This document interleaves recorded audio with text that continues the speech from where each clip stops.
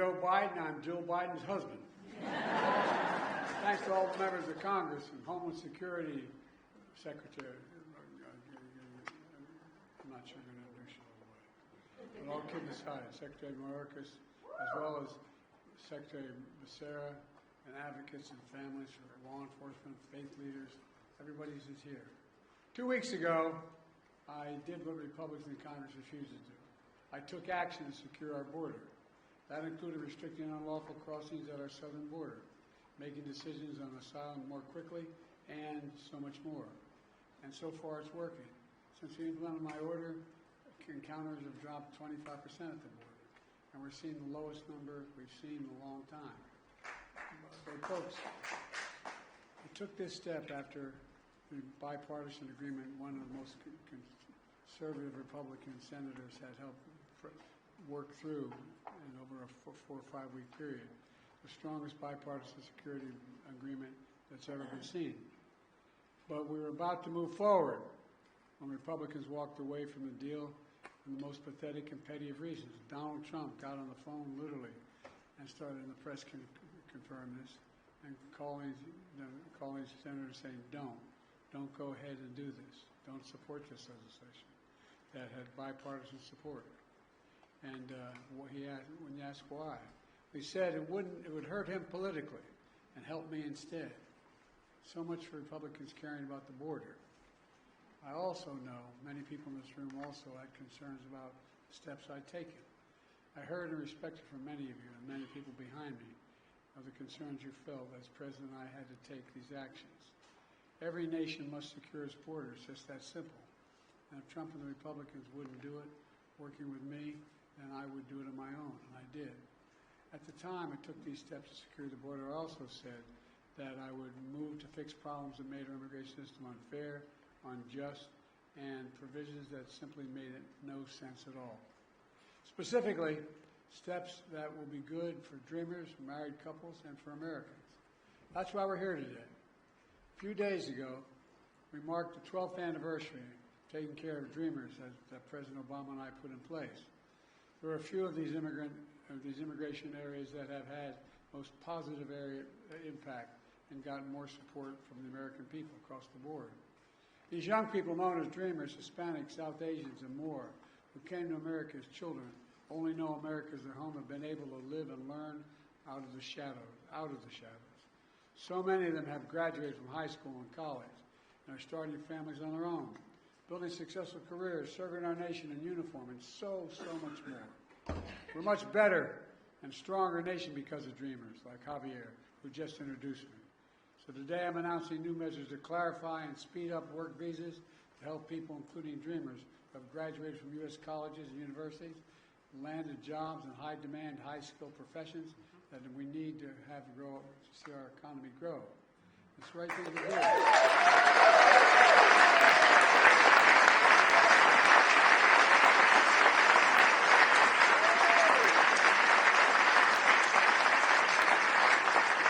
Those who have been educated at U.S. colleges and universities put their skills and knowledge to work for here in America. I want to keep building the strongest economy in the world with the best workforce in the world. We've already created 15 million new jobs, a record. We're seeing record economic growth, a record of small business growth. And I doubt why the action we're taking today matters. If you wonder about that, just ask business leaders, ask labor leaders, ask economists, ask elected officials. They know it's good for American business. They know it's good for the American economy. They know it's good for America, period. This step builds on other actions we've taken to support dreamers, from defending dreamers in the courts and expanding access to health care for millions of Americans under the Affordable Care Act, including for dreamers.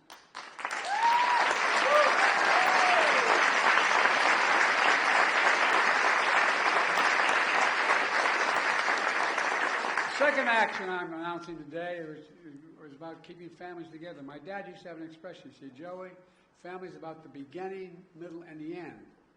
About keeping couples together who are married, where one spouse is a U.S. citizen, the other is undocumented. They've been living in the United States for at least 10 years. These couples have been raising families, sending their kids to church and school, paying taxes, contributing to our country for 10 years or more. Matter of fact, the average time they've spent here is 23 years. people who are affected today. But living in the United States all this time with fear and uncertainty, we can fix that. And that's what I'm going to do today.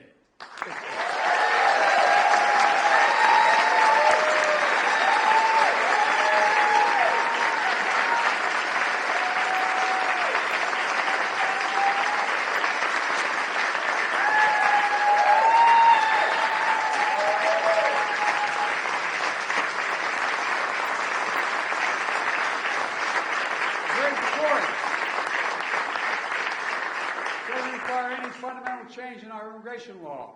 There's already a system in place for people we're talking about today. But the process is cumbersome, risky, and separates families. Under the current process, undocumented spouses of U.S. citizens must go back to their home country, for example, Mexico, to fill out paperwork and obtain long-term legal status. They have to leave their families in America with no assurance that they'll be allowed back in the United States. So they stay in America, but in the shadows, living in constant fear of deportation without the ability to legally work. All this, even though under the law today, they are eligible for long-term legal status. Today I'm announcing a common-sense fix to streamline the process for obtaining legal status for immigrants married to American citizens who lived here for a long time.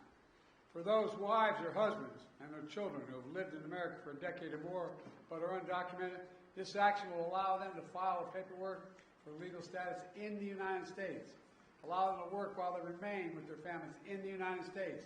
Let's be clear, this action still requires undocumented spouses to file all required legal paperwork to remain in the United States. It requires them to pass a criminal background check, and it doesn't apply to anyone trying to come here today. It only applies this action is a better way. It doesn't tear families apart, while requiring every undocumented spouse to fulfill their obligations under the law. Look, the action I'm announcing today will go into effect later this summer. And by the way, just as was true for the protection of dreamers, the steps I'm taking today are overwhelmingly supported by the American people, no matter what the other team says.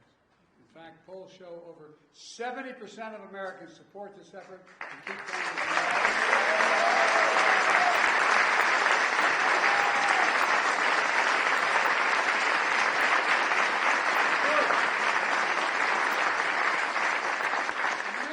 Simple. It embraces the American principle that we should keep families together. In 2013, President Obama and I took a similar action that allowed undocumented spouses and children of America's servicemen to stay together while they apply for legal status in America. Servicemen protecting our nation should not have to worry about keeping their families together, for God's sake. This policy has been in place for over a decade and is working well, and so will the new one. Look, let me close with this. I refuse to believe that to secure our border, we have to walk away from being in America. For that's generations have been renewed, revitalized, and refreshed by the talent, the skill, the hard work, the courage, and determination of immigrants coming to our country. Look, the Statue of Liberty is not some relic from American history. It still stands for who we are. But I also refuse to believe that for us to continue to be America that embraces immigration, we have to give up securing our border. They're false choices. We can both secure the border and provide legal pathways to citizenship. We have to acknowledge that the